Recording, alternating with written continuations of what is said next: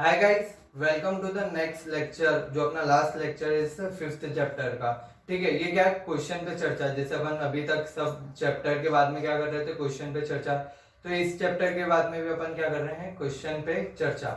ये special video रहती है जिसमें अपन क्या बात करते हैं कि यार एग्जाम में किस टाइप के क्वेश्चन आएंगे, क्या क्या वो रहता है, मतलब जो कौन से इंपॉर्टेंट टॉपिक्स है ये सब अपन डिस्कस करेंगे।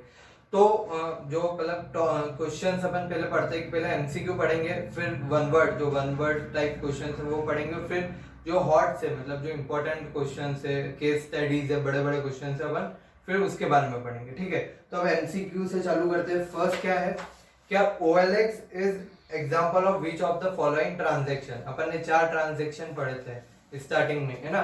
फर्स्ट ट्रांजेक्शन क्या था, B2B, मतलब दो बिजनेसमैन के बीच में जो ट्रांजेक्शन हो रहा है वो क्या होता है, B2B ट्रांजेक्शन।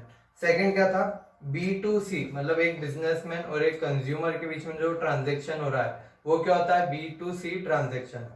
थर्ड क्या है, थर्ड है C2C, मतलब एक कंज्यूमर और एक और दूसरे कंज्यूमर के बीच में जो ट्रांजेक्शन होता है वो वाला ट्रांजेक्शन। या फिर डी डी क्या है, इंट्रा बी ट्रांजेक्शन, मतलब दो बिजनेस, एक ही बिजनेस के दो डिपार्टमेंट के बीच में अगर कोई ट्रांजेक्शन होता है वो होता है इंट्रा बी ट्रांजेक्शन।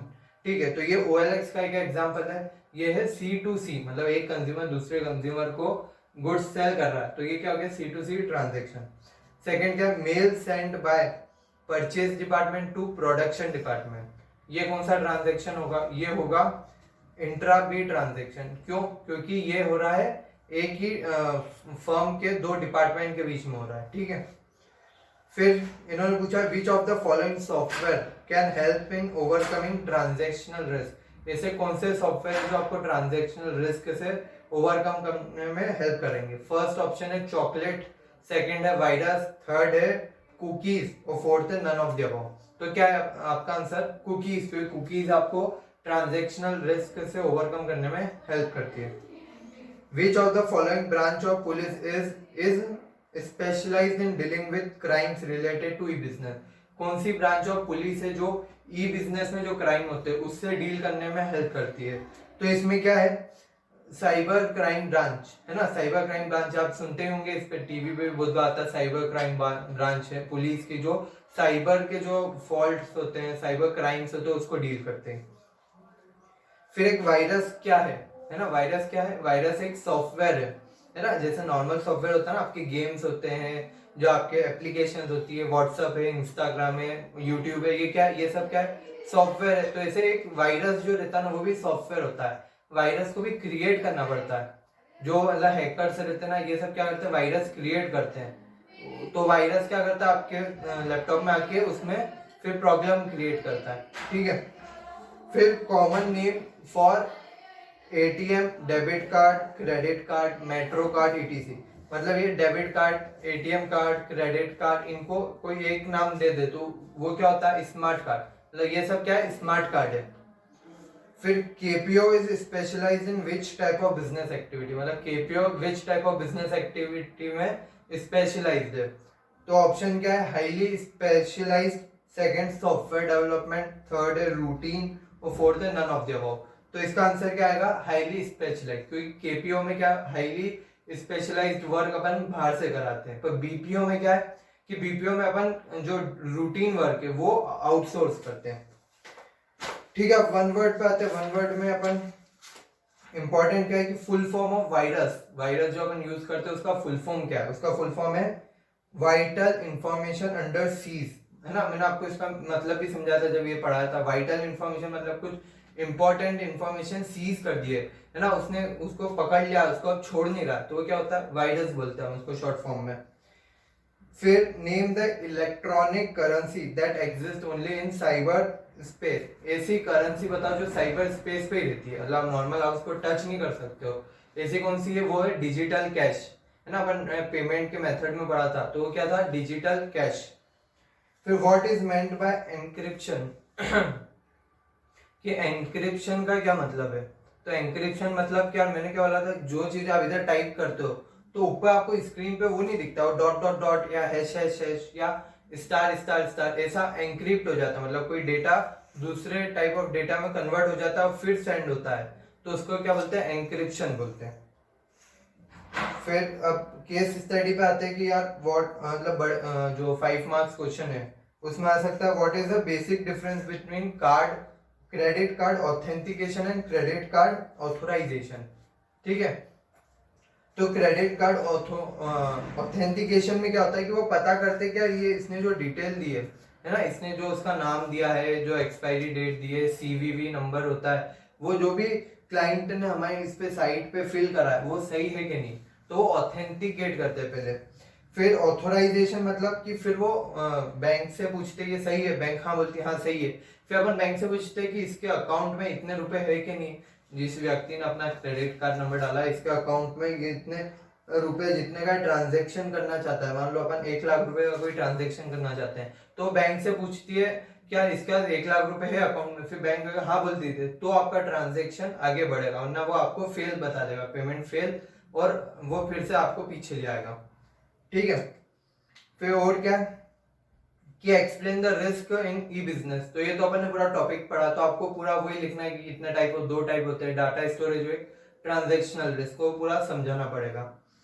फिर क्या, फिर केस स्टडी देखते हैं, इसमें क्या है कि mister Sushma has to travel lot, है ना, वो बहुत घूमती रहती है इधर उधर, तो क्या कभी कभी वो लेट अपने जो ऑफिस है ऑफिस में रहती है दिन भर, फिर कभी कभी रात में आते आते लेट हो जाता है, तो उसको क्या लगता है जो पर्स कैरी करती है ना उसमें वो रुपए मनी कैरी करती है, उसको लगता है सेफ नहीं है, मतलब बहुत रिस्की है, क्योंकि रात में कभी लेट नाइट भी वो घर आती है तो कोई मतलब चोर है कोई भी उसको हार्म कर सकता है रुपए के लिए, तो वो आपसे पूछ रही है कि यार मैं क्या कर सकती हूँ, क्या ऑप्शन है मेरे पास। तो उन्होंने क्या पूछा, suggest how she can avoid carrying cash but still purchase by things on the way, मतलब रास्ते में आता था अगर उसको कुछ चीज चाहिए तो वो भी खरीद ले पर वो कैश नहीं रखे, तो ऐसा कैसे हो सकता है। तो अपन क्या बोलेंगे, यूज स्मार्ट कार्ड और एटीएम, है ना, एटीएम कार्ड यूज करो, स्मार्ट कार्ड यूज करो, उसके थ्रू आप पेमेंट कर दो जहाँ में आपको पेमेंट करना है। और फिर सेकंड क्या पूछा, suggest other utilities of smart card, smart card की कुछ यूटिलिटीज बताओ, तो वो क्या हो जाती है, क्या वो एक तो उसमें यूज होता है टेलीकम्युनिकेशन, ये अपन ने 5 पढ़ी थी ना, utilities of smart card, telecommunication में यूज होता है, royalty card, medical card, e commerce और बैंक इश्यूज स्मार्ट कार्ड, मतलब एटीएम कार्ड हो गया। ठीक है, तो ये यूटिलिटी लिखना है। तो इसमें क्या केस स्टडी आएगी ना, उसमें फर्स्ट क्वेश्चन तो आपको आइडेंटिफाई करवाएगा कि उसको जो केस है उसमें क्या यूज आया, और सेकंड क्वेश्चन और थर्ड क्वेश्चन रहेंगे ना वो आपसे पूछेंगे उसके बेनिफिट बताओ, उसके डिसएडवांटेज बताओ, उसकी यूटिलिटी बताओ, फीचर्स बताओ, ये सब सेकंड थर्ड जो क्वेश्चन रहेंगे उसमें वो ये पूछेंगे, फर्स्ट वाला आपको आइडेंटिफाई करने का बोलेगा। ठीक है, अब और कौन से है, ये KPO, ABC is specialized in consultancy services. The company makes software for a reputed bank in USA. It is also specialized in making accounts of that bank. To carry on this work, ABC hired professionals like engineers, CA, etc., who are very competent in providing such services. Name the type of business carried by ABC Limited. ABC क्या करती है कि USA की एक bank है उसके लिए software बनाती है, उसमें अकाउंट्स के जो फीचर्स है वो सब इनकॉर्पोरेट करती है। ठीक है, अब वो पूछ रहे हैं क्या ये एबीसी है वो क्या काम कर रही है, तो क्या कर रही है वो स्पेशलाइज्ड काम कर रही है ना, जो नॉर्मल रूटीन वर्क नहीं उस बैंक का, उसके लिए एक नॉलेजेबल वर्क है, तो वो क्या हो गया केपीओ। फिर सेकंड क्या पूछ रहे हैं, explain the feature of business mentioned above, उसके फीचर्स बताओ केपीओ के। ठीक है, ये आप बता ही सकते हैं, अपन ने पढ़ लिया, बस इसमें यही है मेनली, आपसे ये पूछेंगे क्या इंट्रा बी है कि B2B है, B2C है, C2B है या C2C है, वो आपको आइडेंटिफाई करना पड़ेगा, क्या एक बंदा कौन है, एक पार्टी कौन सी है ट्रांजैक्शन की, और जो नेक्स्ट पार्टी है ट्रांजैक्शन की वो कौन सी है, और जो भी अगर एक बिजनेसमैन एक कंज्यूमर है तो B2C, दोनों कंज्यूमर है तो C2C, और फिर आपसे पूछेंगे उसके फीचर्स क्या है या फिर कुछ भी उसके फीचर्स एडवांटेज कुछ भी पूछ सकते हैं। ठीक है, और अब अपन देखिए कि इसमें इंपॉर्टेंट क्या क्या है, अपन अगर बात करते हैं तो एक तो ये इंपॉर्टेंट है जो अपन ट्रांजैक्शन पढ़ रहे हैं, है ना, ई बिजनेस के ट्रांजैक्शन B2B C2B, है ना, और B2B और क्या होगा C2C और इंट्रा भी, ये सब एक ये इंपॉर्टेंट चीज है। फिर सेकंड क्या आता है, जो रिस्क है ना, रिस्क की जो बात है क्या ट्रांजैक्शन रिस्क होती है, ये भी एक इम्पोर्टेंट है, एक बीपीओ और केपीओ वाला, इस पे भी आप केस स्टडी एक्सपेक्ट कर सकते हो कि टीचर आपसे केस स्टडी पूछ सकती है। और इसमें और क्या है, एक बस, और एज अ सच ये पूछ सकते हैं resources required for successful implementation of E business, जिसमें हमने हार्डवेयर, कंप्यूटर, इंटरनेट ये सब हमने पढ़ा था, है ना। बस आउटसोर्सिंग हो गया। स्मार्ट कार्ड पे भी ऐसे ज्यादा क्वेश्चन नहीं आते हैं, एक क्वेश्चन बहुत हार्डली आता है, एक बार आप पढ़ लोगे तो ये आपको समझ आ जाता है स्मार्ट कार्ड। तो बस इसमें इतना ही था। कल से अपन जो अपना 6th चैप्टर है वो चालू करेंगे। Thank you.